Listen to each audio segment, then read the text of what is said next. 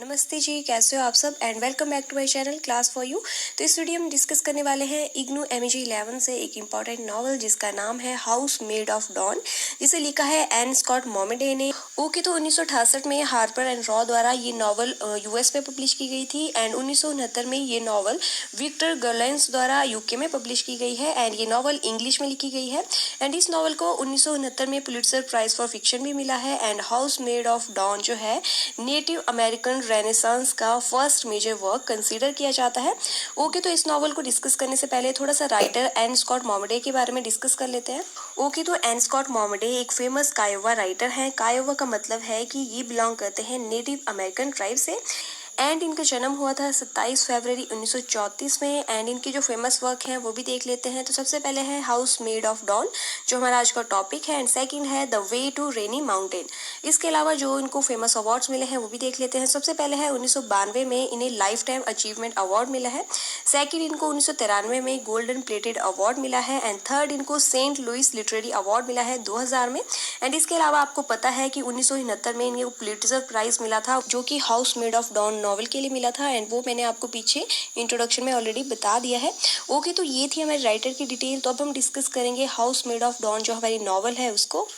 Okay, तो इस novel की समरी डिस्कस करने से पहले इस नॉवल के जो मेन कैरेक्टर्स हैं उनको देख लेते हैं। तो सबसे पहले है एबेल जो कि इस नॉवल का मेन प्रोटैगनिस्ट है। सेकंड है फ्रांसिस्को जो कि एबेल के ग्रैंडफादर होते हैं। थर्ड है बेन, ये एबेल का फ्रेंड होता है। फोर्थ है एंजेला, ये एक वाइट वुमेन होती है एंड फिफ्थ है मिली जो कि वाइट सोशल वर्कर होती है। ओके, तो अगला करेक्टर है फादर ऑल्विन जो कि एक प्रीस्ट होता है। उससे नेक्स्ट करेक्टर है हमारा विडल, ये एबेल का बड़ा ब्रदर होता है एंड एट्थ करेक्टर है हमारा द एल्बिनो, ये एक एक्सीलेंट हॉर्समैन होता है यानी कि बहुत अच्छा हॉर्स राइडर होता है। ओके, तो बारी बारी से मैं इन सभी करेक्टर्स को आपको थोड़ा सा डिटेल में बता देती हूँ ताकि जब मैं आपको समरी बताऊँ तो आप करेक्टर्स को लेकर बिल्कुल भी कंफ्यूज ना हो। ओके, तो हम सबसे पहले डिस्कस करेंगे हमारा फर्स्ट करेक्टर जो कि है एबेल। ओके, तो ये इस नॉवल का मेन प्रोटैगनिस्ट है एंड ये यंग अमेरिकन मैन है। एबेल जो है वो वाल्टोवा नामक छोटे से गांव में बड़ा हुआ जो कि न्यू मैक्सिको में होता है। एबेल के पेरेंट्स की डेथ के बाद एबेल के ग्रैंडफादर फ्रांसिस्को ने ही इसे पाला होता है। एबेल आर्मी में था तो ये जस्ट अभी वर्ल्ड वॉर 2 से जो है वापस आया होता है अपने घर एंड ये हैविली ड्रंक होता है एंड ये काफ़ी ज़्यादा रिजर्व किस्म का इंसान है जो कि ज़रूरत पड़ने पर ही बात करता है एंड इसका अर्थ लैंडस्केप्स एंड रिवर्स के साथ बहुत ही स्ट्रॉन्ग कनेक्शन होता है, या हम कह सकते हैं कि एबेल जो है वो हमारा नेचर लवर होता है। ओके, तो अब हमारा जो अगला कैरेक्टर है वो है फ्रांसिस्को।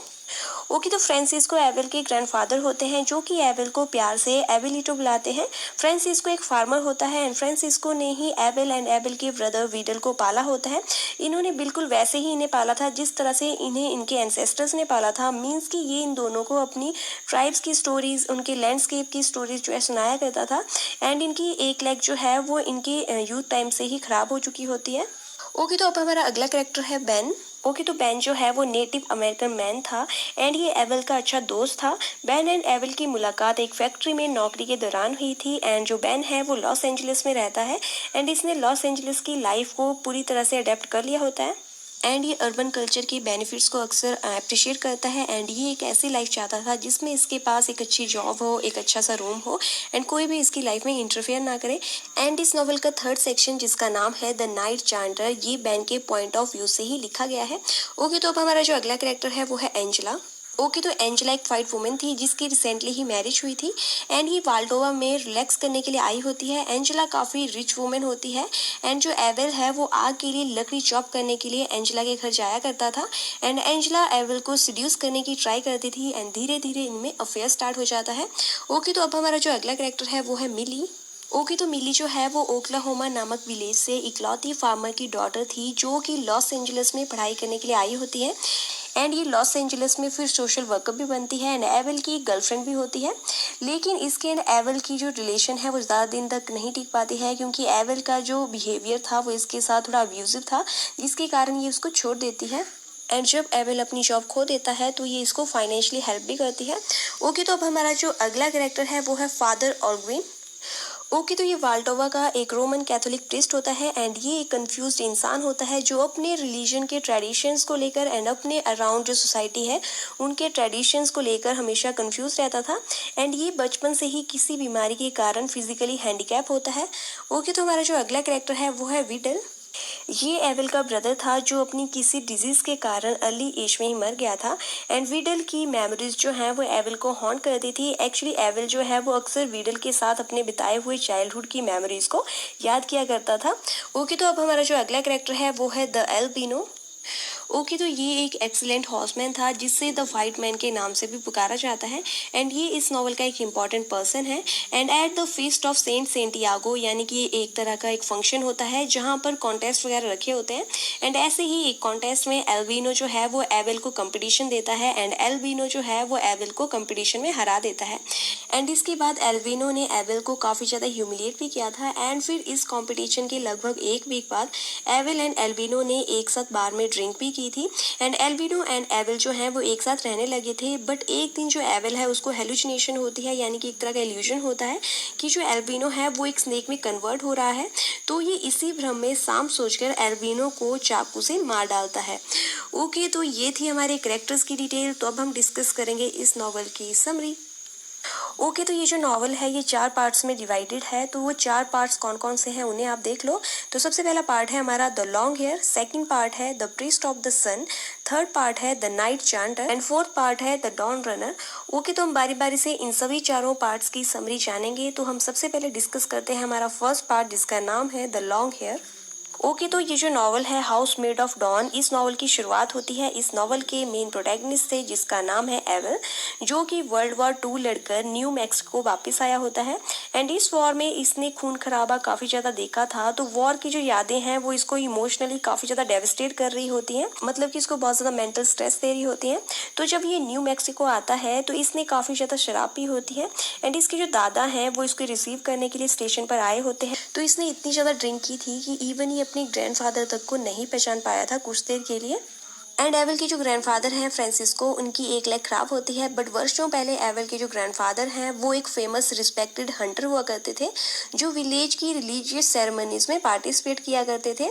एंड फ्रांसिस्को ने ही एविल के पेरेंट्स की डेथ के बाद एविल एंड उसके बड़े भाई विडल को बड़ा किया था। एंड फ्रांसिस्को ने बचपन से ही दोनों भाइयों को native tradition, values and nature की स्टोरीज सुना सुनाकर बड़ा किया था। तो इससे एविल एंड विडल जो हैं अपने ट्रेडिशन से कनेक्टेड फील करते हैं। हालांकि एविल का जो बड़ा भाई विडल है उसकी किसी बीमारी से काफ़ी टाइम पहले जो है ऑलरेडी डेथ हो चुकी है।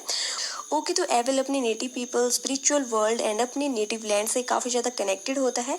एंड एविल की इसी दुनिया को हाउस मेड ऑफ डॉन कहा गया है एंड इसी के ऊपर नॉवल का टाइटल भी है।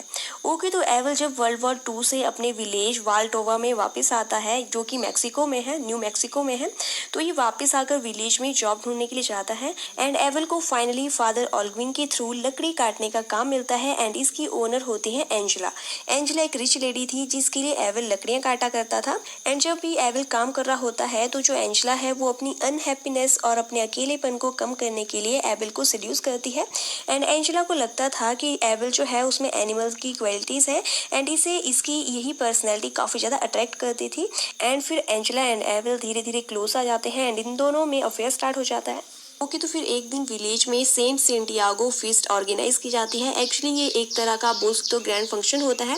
तो इस फंक्शन में काफी ज्यादा कॉन्टेस्ट वगैरह ऑर्गेनाइज किए गए थे। तो जो एल्बिनो है वो एविल के साथ हॉर्समैनशिप कंपटीशन में पार्टिसिपेट करता है एंड एविल जो है वो एल्बिनो से हार जाता है। हालांकि एल्बिनो इसके बाद एविल का काफ़ी ज़्यादा मजाक भी उड़ाता है, बट धीरे धीरे ये मिलने लगे एंड ये साथ में ड्रिंक वगैरह करते थे। एंड एक दिन जो एविल है उसको हेलुसिनेशन होती है, एक तरह से आप बोल सकते हो भ्रम होता है कि जो एल्बिनो है वो एक विच है, यानी कि एक चुड़ैल है जो कि इंसान से स्नेक में कन्वर्ट हो गया है। तो जो एविल है वो एल्बिनो को सांप समझकर जान से मार डालता है एंड इस मर्डर के चक्कर में फिर एविल को जेल हो जाती है। तो यहाँ पर हमारे first part the long hair की समरी खत्म होती है। तो अब हम डिस्कस करेंगे हमारा second part the priest of the sun की समरी। ओके, तो सेकंड पार्ट जो है वो लॉस एंजलिस के कैलिफोर्निया में लगभग 6.5 साल बाद का है, यानी कि अब आपकी जो नॉवल की स्टोरी है वो 6.5 साल बाद स्टार्ट हो रही है। एंड जो एविल है उसको लॉस एंजलिस की जेल में ही रखा गया था। तो अब 6.5 साल बाद जो एविल है उसको रिलीज किया जाता है। तो अब जेल से छूटने के बाद जो एविल है वो काम ढूंढने के लिए जाता है एंड इसे एक फैक्ट्री में जॉब मिल जाती है जहां पर एविल की मुलाकात बेन से होती है। एंड जो बेन है वो अपार्टमेंट को एविल के साथ शेयर करने का ऑफर एविल को देता है। फिर ये दोनों एक साथ रहने लगते हैं। द प्रीस्ट ऑफ द सन ये जो नॉवल है जो कि हमारा सेकेंड पार्ट है, इसकी सेटिंग लॉस एंजलिस में है एंड ये नॉवल जो है वो एविल के पॉइंट ऑफ व्यू से लिखी लिखी गई है। ओके, तो एविल एंड जो बेन है वो एक ही अपार्टमेंट में रहते थे एंड ये दोनों काफ़ी क्लोज फ्रेंड बन जाते हैं। ओके, तो एक दिन एविल जो है वो शराब पीकर बीच पर घूम रहा होता है, लेकिन वहाँ पर कोई अननोन अटैकर जो है वो इस पर अटैक करते हैं एंड इसको बुरी तरह से पीटा जाता है एंड इसकी हालत इन्होंने एक तरह से अधमरी सी कर दी होती है। तो फिर कुछ टाइम बाद जो एविल है वो ठीक हो जाता है एंड एविल एंड जो बेन है उनकी एक फ्रेंड बनती है जिसका नाम है मिली, जो कि एक सोशल वर्कर होती है। एंड ये जो मिली है ये maximum time Abel and Ben के अपार्टमेंट में इनसे मिलने आया करती थी। तो इवेंचुअली जो एविल एंड मिली है वो एक दूसरे के नोन हो जाते हैं एंड धीरे धीरे ये दोनों लवर्स बन जाते हैं। ओके, तो ये थी हमारी सेकंड पार्ट की समरी। तो अब हम डिस्कस करेंगे हमारा थर्ड पार्ट, द नाइट चांटर।